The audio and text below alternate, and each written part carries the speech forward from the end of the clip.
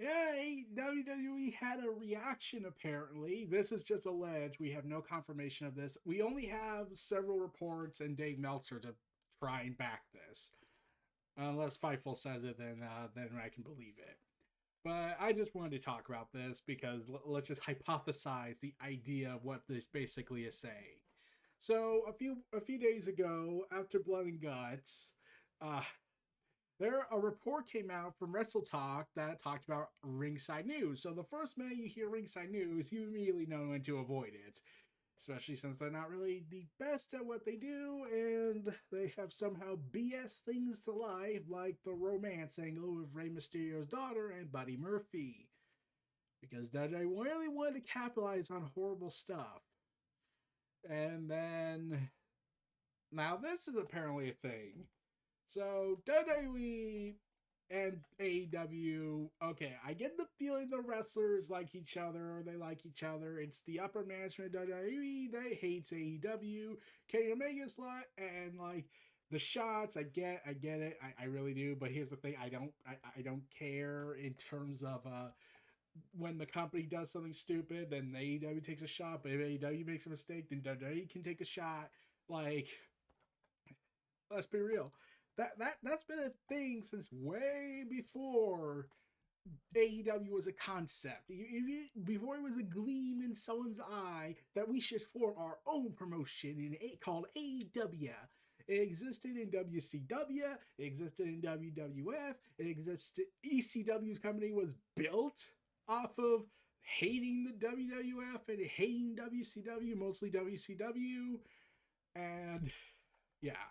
So PWInsider then went ahead and did something regarding the report. So they posted a report saying, "Did you hear how people felt in about blood and guts in WWE?" And this is what the article reads. I have heard from people in management and they hated it. One person told me, and I quote, "That just set the business back 30 years." Uh,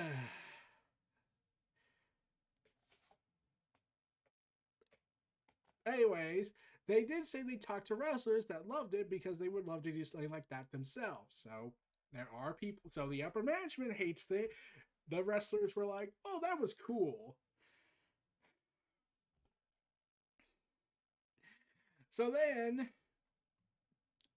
so then, Heel by Nature talked about it and how Dave Meltzer weighed in on this report on the F4W online board, saying it is totally consistent with events. There absolutely were high-ranking people that said that, and at least one person who thought the opposite. So yeah,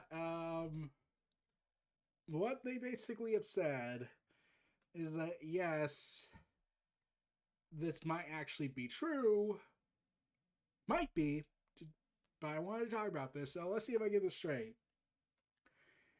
You're going to tell me you're going to claim, Vince, you're really picking this hill to die on.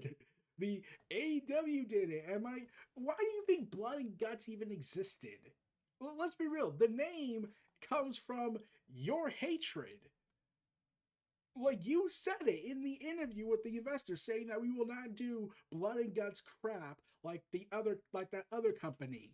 You didn't say it by name, but we all know who you were talking about. But no one bats an eye when WWE takes a shot. But here's the thing: I have no problem with WWE taking shots. I loved it when they took a shot at the Revolution ending. I loved it when they brought it up and how they broke down how Drew McIntyre said on the podcast how he and Randy broke down to song and dance talking about Jericho and MJF's little fun time, which is still iconic. But this is the kind of shot that makes me say, yeah, you can't play moral superiority because you can't. This is not a shot. This is bitterness and anger. Like I'm all for Triple H calling it a pissant company because he's clearly laughing. He's talking with Billy Gunn when he said that at the Hall of Fame speech. They're clearly just having fun. Vince, however, is that guy that is trying to be hip and cool, but clearly doesn't get what it means to be hip and cool. like I kept saying this, like Vince should leave the shots to the people who know how to make it look humorous and not sound bitter and angry like Vince did. Like, remember, he obviously called out Kenny Omega and the Young Bucks, saying, telling Kofi, "Yeah, you've got these two Young Bucks here to do all the work, and you get all the glory." So it's like, okay, Vince, I don't get the joke. Is the joke that you think Kenny Omega went to AEW because he'll get all the benefits, and being in WWE was him wanting to go, not going to WWE was just him being lazy? Like, is that the joke? Because that's not really funny. It just kind of sounds bitter. But yeah, I was like, ugh, Vince, you should totally leave the funniness to the actual funny people in the industry. Like, we can talk about AEW, and let's be real, there's a ton of stuff that AEW has called out WWE on, like like, oh, let's claim moral, and you claiming moral superiority, saying we have the right to dictate what is best for the business, saying this set it back 30 years. No, no, no, no, no, no, no. Sending garbage bags to women for what Gail Kim, Maria Kanellis, Chelsea Green, Renee Young even called it out, saying that, oh, we got that too. And there have been people who were getting it before Gail Kim. So you clearly had something going on with the upper management and the boys club attitude. Let's see. What else can we go ahead and call you out on? Oh, we could call out what happened with Lita and how you forced her to do something against her will with the threat of termination. And I will not bring it up because I'm disgusted by it still. That if WWE removes that, they basically also remove evidence because Peacock has the standards and practice BS thing going on, and how you treated Lita after that when she did the job that you told her to do by force, even when Edge and John Cena were against the idea and they could have just done something else to elicit heat. But no, no, no. Vince wanted to do this. Let's have 4 million people watch it, and let's have them actually do it. Even though when I was a kid, when I saw it, I was like, are they faking it? Like, I don't think they would actually do that in real life. Like, but no, no. Turns out that that was legitimate, and this even before it came out, I thought they had to be faking it. They're probably just moving around on the bed and whatnot. I thought that was what happened. Turns out that wasn't the case. Vince forced her to do that. Oh, third party restrictions, the war on third parties, the dastardly bastards that do third parties is evil. Oh, that's clearly not setting the business back because of your independent contractor BS you like to pull out. Oh, how about insurances for your wrestlers, your health insurances are not your favorites? How about blatant favoritism, corporate greed, and all that? Like, I don't get why you think them having a bad ending, an ending like I'm not saying that they wanted concrete. That's just stupid. Looking back on it, that was stupid. That people would actually assume that. Like there were probably some that probably thought that, and if that was the case, why? But let's be real. WWE has no moral superiority to stand on. Everyone, and then people were saying, "Oh, if they had the camera in a different angle, it would have probably worked." And AEW, okay, I went on Wrestling Inc. regarding the whole refund thing that happened. 5 people got their refunds. So apparently, it was in their tickets when they were buying it, saying that half the show had to be taped because they couldn't get the cage up because Daly's Palace has a very different type of roof, so they couldn't really raise it up like that. And so they had to tape the first half and then build the structure. And they told the audience this, and we said it on the site, we said it on the tickets, we said it, that half the show would be taped and the other half would be just the blood and guts match. And and I totally got that, but people didn't know, and that's understandable because we were all hyped up there for this match. So we probably got the best ourselves, so fine, whatever. But they offered refunds. That's something you don't see WWE doing unless they do a publicity stunt out of it. They offered refunds. They came out and said it. They offered refunds. Do you ever see Vince doing that? Like, okay, maybe, okay, they actually have done refunds before when their top star wasn't there because okay, one time was the president, the future president that we got, I'm not going to say his name, did the refund as part of an angle for television for Vince and him because they're best buddies. But let's see. They offered refunds one other time when John Cena wasn't at the show because wrestling revolves around him and not around the rest of the people because they don't matter. Like basically saying that none of you are as important as John Cena because we're gonna refund people and therefore waste your time essentially and cut your pay essentially because I'm pretty sure ticket sales kind of help need their paychecks helping here. But anyways, I'm not a corporate man, but I just laugh.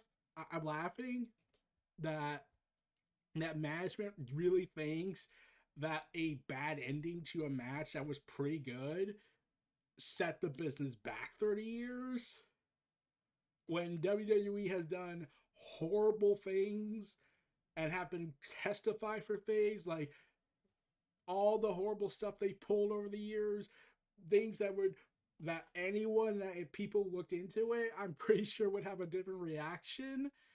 Like we are the outsiders looking in. They could claim this and this and this and this and this, even when everyone is saying, "Hey, I work there." That's not true. And then there's more people saying it, and then there's more people saying it, and then you got Renee Young saying this, and then you got Chelsea Green, then you got Maria Kanellis twice, you got Gail Kim, you got Mickey James saying all this stuff, and then you got Lita confirming this stuff, and did you just no one's the WWE like this is why part of me wants AEW to succeed. Like I want quality content. I have been and when I did my video on failing productions and I was looking at stuff, I had gotten comments.